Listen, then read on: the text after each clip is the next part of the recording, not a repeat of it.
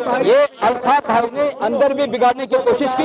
ये नहीं चाहते कि गुरुग्राम में कोई अमन शांति हो। और इसमें आज एक नई बात ये आई थी कि जो एक भ्रम की स्थिति थी वो हम सब के मन में थी कि भाई जो नमाजें हो रही हैं वो प्रशासन से अलॉटेड ही नहीं बल्कि मतलब ऑन पेपर वो मंजूर हैं, वो ऐसा नहीं था। हम पिछले कुछ दिन से इसी गलत फहमी को, इस गलत प्रचार को सबको बताने में लगे हुए हैं और उसमें आज हमको सफलता मिली है। नमस्कार, स्वागत है आपका द हिंद वॉरियर न्यूज़ में, जहां हम उठाते हैं आपकी आवाज़ सच के साथ। मैं प्रगति पांडे और आज फिर हम आ गए हैं यहाँ पे गुरुग्राम डीसी के ऑफिस। हम आपको बता दें कि जो नमाज का मामला है, जो खुले में नमाज का मामला है, जो लगातार गुरुग्राम में विरोध प्रदर्शन करवा रहा था, आज उस पर फिर एक और समिति बैठी है, एक और बैठक बैठी है, जहां आज गुरुग्राम ऑफिस में, डीसी ऑफिस में हिंदू संगठन के और वहीं मुस्लिम संगठन के लोग आज गुरुग्राम डीसी के सामने बैठे हैं, जहां पे उन्होंने बात विचार की है और ऐसे कई मामले निकल कर आए हैं। हम आपको बता दें कि जो विवाद था कि अब तक जहां जहां खुले में नमाज हो रही थी, हिंदू संगठन का कहना था कि ये अवैध तरीके से हो रही है, तो हम आपको बता दें कि इस बात की तो पुष्टि हो गई है कि अब तक जो खुले में नमाज हो रही थी वो पूर्णतः रूप से अवैध तरीके से हो रही थी। किसी के पास कागजी रूप में, कोई लिखित में नहीं था, जिसे मुस्लिम समाज के लोग कह रहे थे कि हमारे पास पूरा इस चीज़ का परमिट है, परमिशन है। जहां प्रशासन को वहां पे पुलिस अधिकारी खड़े होते थे, भारी मात्रा में पुलिस प्रशासन खड़ी होती थी, वहीं आज इस बात को क्लियरिटी मिल गई है कि अब तक जो खुले में नमाज हो रही थी वो अवैध तरीके से हो रही थी। यहाँ तक कि खुद मुस्लिम समाज के चेयरमैन ने ये कहा है कि जी अब तक जो नमाज हो रही थी वो बस बात विचार और सलाह समिति से हो रही थी। अगर सलाह समिति से हो रही थी तो हिंदू संगठन ने इस पर आवाज़ क्यों उठाया? तो अब इस बात को क्लियरिटी पूर्ण रूप से मिल गई है कि अब तक जो नमाज हो रही थी वो खुले में एक अवैध तरीके से हो रही थी और अब उसे बंद करने की बात कर दी गई है। आइए आपको हम लेकर चलते हैं कि आखिर पूरा मामला था क्या और हुआ क्या। इसमें आज एक नई बात ये आई थी कि जो एक भ्रम की स्थिति थी वो हम सब के मन में थी कि भाई जो नमाजें हो रही हैं वो प्रशासन से अलॉटेड ही नहीं बल्कि मतलब ऑन पेपर वो मंजूर हैं, वो ऐसा नहीं था। पहले भी ये जो है आम सहमति से इन जो 37 पॉइंट थे जिन पर ये चल रहा है नमाज का काम, ये आम सहमति से थे और आज ये सब ने माना कि ये सरकार से, प्रशासन से मंजूर शुदा नहीं थे, ये आम सहमति से थे। और इसलिए पुनः एक बार फिर, क्योंकि जब एक विरोध की बात सामने आ गई तो पुनः उस पर एक बार पुनर्विचार करके आम सहमति बनाई जाए। जिन जिन पॉइंटों पर आम सहमति बनेगी वो शाम को डिस्प्ले हो जाएगा। महावीर भारद्वाज, प्रदेश अध्यक्ष, संयुक्त हिंदू संघर्ष समिति। आज सार्वजनिक स्थानों पर नमाज के विषय को लेकर उपायुक्त महोदय के नेतृत्व में दोनों समुदायों की बैठक हुई, जिसमें 5 प्रतिनिधि हिंदू समुदाय से यानी संघर्ष समिति से थे और 5 शहजाद भाई के नेतृत्व में मुस्लिम समुदाय के लोग थे।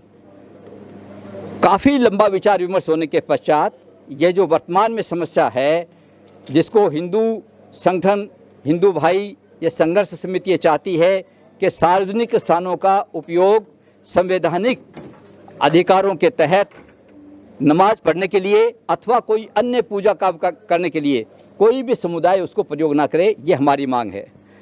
मुसलमान भाइयों की ये मांग थी कि हमारी संख्या बढ़ रही है, हमें नमाज अदा करने के लिए स्थान चाहिए।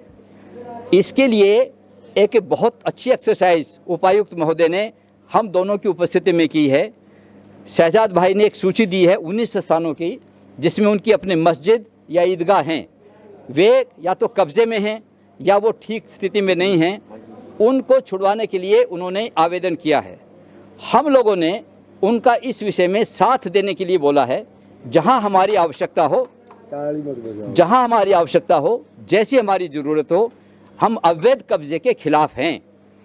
अगर अवैध कब्जे किसी ने कर रखे हैं तो एक प्रोसीजर के तहत जो भी कानून कार्रवाई बनती है, जो इमीडिएट बनती है, वो भले ही हम आज भी इनके साथ जाने को तैयार हैं, वे स्थान इनको मिलने चाहिए।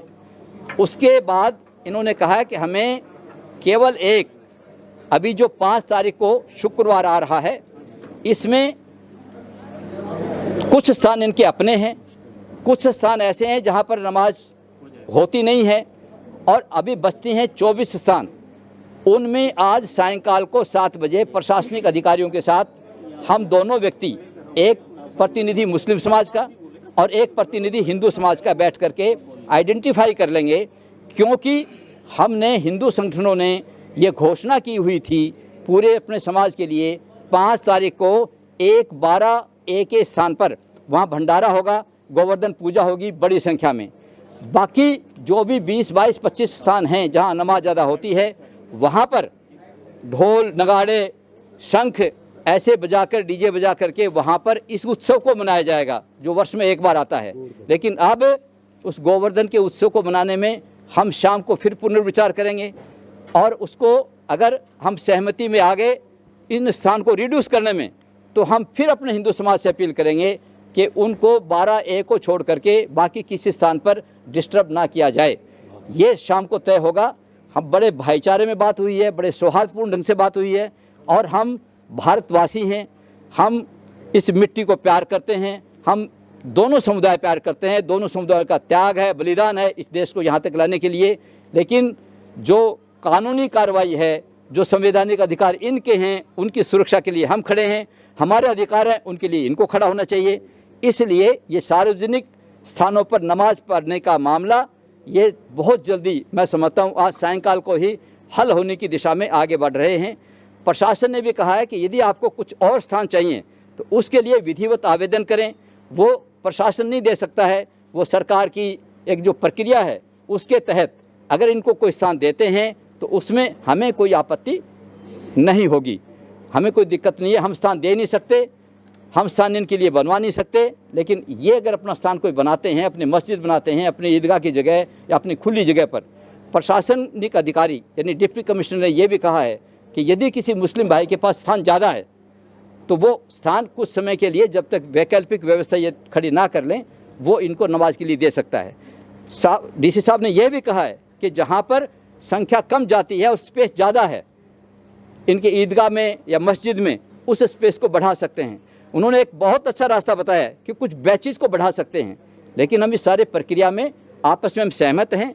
सायंकाल को अंतिम निर्णय बैठ करके करेंगे, जो लिखित रूप से तय होगा आप सब पत्रकार भाइयों को उसकी प्रति हम उपलब्ध कराएंगे। जैसे ये जो सिलसिला शुरू हुआ था खुले में नमाज का, आज से नहीं, मतलब ये कम से कम 6-7 महीने पुराना हो गया। जब ये मुद्दा उठा था पहली बार, तो तब ये अलॉटेड नाम से जाना जा रहा था और जैसा सर ने हमें बताया भी कि इसमें दोनों समाज की सलामती थी, फिर भी ये मुद्दा फिर इतनी मतलब इतने बुरे हम पिछले कुछ दिन से इसी गलत फहमी को, इस गलत प्रचार को सबको बताने में लगे हुए हैं और उसमें आज हमको सफलता मिली है। मैं बार बार ये कह रहा था कि उस समिति में 2018, 6-7 महीने का नहीं है, ये 2018 मई का है, जब दोनों समुदाय के लोग, यहाँ के सारा प्रशासन, यहाँ के सारे पार्टियों के मुखिया, यहाँ के विधायक सब इकट्ठे बैठे थे। तो ये तय किया था कि किसी भी जगह पर, यहाँ तक कि मुख्यमंत्री हरियाणा के श्री मनोहर लाल जी ने भी सार्वजनिक रूप से मीडिया के सामने कहा था कि सार्वजनिक जगह पर नमाज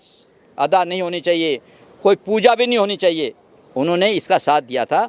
आज ये तय हो गया। ऐसी कोई सूची नहीं थी, कोई अलॉटेड नहीं थी, ये केवल एक दिन के लिए एक बड़ी बहुत अस्थायी रूप से एक व्यवस्था थी।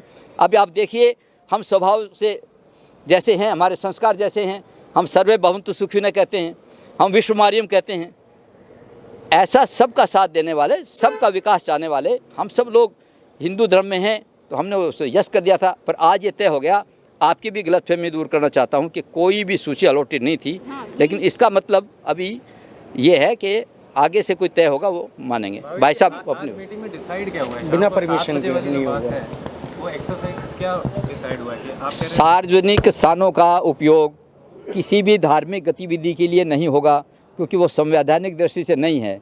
लेकिन उनको इस समय कई स्थानों पर वो सार्वजनिक जगह पर नमाज पढ़ रहे हैं, उनकी जब तक वैकल्पिक व्यवस्था हो जाएगी अति शीघ्र, उसके पश्चात ये सारे स्थान पूरी तरह खाली हो जाएंगे।